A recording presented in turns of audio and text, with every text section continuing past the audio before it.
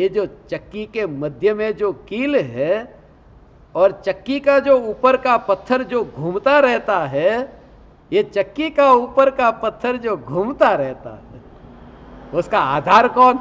वो किसकी वजह से? कि बीच में जो धुरी, वो जो धुरी है ना, वो धुरी की वजह से, वो धुरी की वजह से, ऐसा धुरी की वजह से वो पत्थर घूमता रहता है। वो धुरी न हो तो पत्थर का ठिकाना न रहे, वो कहीं पर भी चला जाए।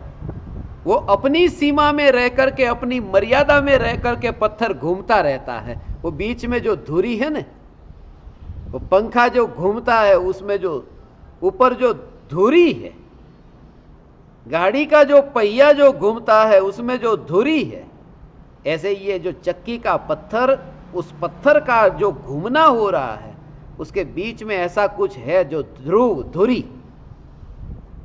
ऐसे ही ये जो ज्ञान की पर्याय, उस ज्ञान की पर्याय के पलटने में जो बीच में जो धुरी है, ये चैतन्य सत्ता की धुरी है।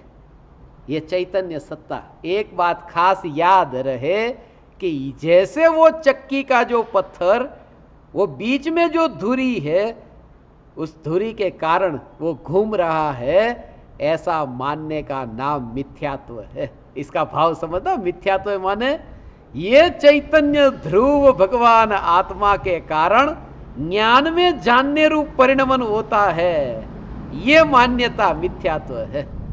वो दृष्टांत हुआ, वो समझाने के लिए कि पत्थर जो घूमता है, उस घूमते पत्थर में बीच में जो धुरी, उसका कारण क्या? कि जो बीच में जो कील है, बीच में जो कील है, उस कील के कारण वो पत्थर घूमता है। ये कील के कारण वो पत्थर जो घूमता है, ये कील यदि उसको घुमा सकती है, ऐसा हो तो कील स्वयं ही क्यों नहीं घूमने लगती? स्वयं क्यों घूमने नहीं लगती? जिसमें इतनी ताकत है कि इतनी बार जो पत्थर को घुमा सकती हो, वो फिर खुद क्यों नहीं घूम सकती? कहने का अर्थ यह है कि उसके स्वभाव में घूमना ही नहीं है, और जो पत्थर घूम रहा है उसका स्वभाव घूमना है। ये जानना जानना जानना जानना, ये जो प्रति समय हो रहा है, ये ध्रुव के कारण नहीं हो रहा। इसलिए ज्ञानी ने जानने की पर्याय के परिणमन को पड़ोस में कहा, और ये कहा कि पड़ोसी का कर्ता मैं नहीं हूं। पड़ोसी के साथ रिश्ता ही नहीं है, पड़ोसी की ओर देखना ये व्यभिचार है। जानना जानना जानना इस परिणमन में ये ज्ञान ज्ञान ज्ञान ज्ञान, एक एक समय के ज्ञान के परिणमन में हर एक समय परिणमन तो दिखे नहीं और सत्ता ही दिखे। ये सत्ता दिखे भगवान, ये सत्ता का दर्शन, ये चैतन्य चैतन्य चैतन्य का भाव ये है।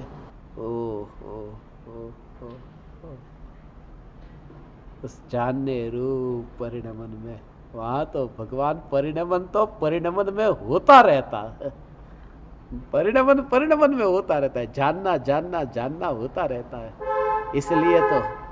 इसलिए तो नहीं तो कितनी उछल कूद हो जाए। अभी अभी तुम विचार करो कि तुम एक शास्त्र को जानते हो, और जैसे एक शास्त्र को जान करके दो शास्त्र को जानने लगो, पूरा तुम्हारे ज्ञान में दूसरा शास्त्र जानने में कैसा भाव होता है। दूसरे से फिर तुम तीसरे को जानो, अरे तुम कितने भी शास्त्र को जानने लगो, बढ़ता जाए, कितना बढ़ेगा ये ज्ञान का विकास हो। यहां मनुष्य है, यहां से मर करके नरक में गया या स्वर्ग में गया तो तीन ज्ञान वाला हो गया, मति ज्ञान, श्रुत ज्ञान, अवधि ज्ञान। मिथ्या दृष्टि है तो कुमति, कुश्रुत, कुअवधि। ये एक समय में यहां से गया कि अगले भव में विग्रह गति को पार कर वहां जैसे ही जन्म हुआ कि तीन ज्ञान वाला ये ज्ञान बढ़ गया। और ये ज्ञान का बढ़ना ये तो कुछ भी नहीं। एक समय में अभी यहां एक शास्त्र को जानता था और दो जानने लगे तो कैसा हो। यहां तो ये कि एक समय पहले तो मर्यादित वस्तु का ज्ञान था, पीछे कमंडलू का ज्ञान था, वन जंगल का ज्ञान था, ये कुछ वस्तुओं का ज्ञान था। और हुआ ये कि अंतर मुहूर्त में केवल ज्ञान होता है ना, मगर वो अंतर मुहूर्त में माने क्रम से नहीं होता कि थोड़ा बढ़ा ज्ञान। वो तो अंतर मुहूर्त का जो ध्यान का काल है, उसमें जो चरम सीमा पर एक समय में केवल ज्ञान होता है। अंतर मुहूर्त तो पूर्व के समयों के पुरुषार्थ को लक्ष्य में रखते हुए ये कथन किया। केवल ज्ञान तो एक समय में प्रकट होने वाला है। तो एक समय पहले जो संख्यात ज्ञेयों को जानने वाला और एक समय में अनंत ज्ञेयों को जानने वाली ज्ञान की पर्याय, ये कैसा पर्याय का परिणाम है। अभी तो मर्यादित ज्ञेयों को जानने वाला और फिर अमर्यादित असीम ऐसे ज्ञेयों को जानने वाला केवल ज्ञान। और कैसे स्वीकार कर लेता है? क्योंकि केवल ज्ञान की पर्याय का कर्ता मैं ध्रुव न्यायक देव नहीं, मैं ध्रुव चैतन्य सत्ता। ऐसी सत्ता की तैयारी अभी करनी है भगवान। ऐसी सत्ता की तैयारी अर्थात सत्ता को ही प्रधानता देने की तैयारी।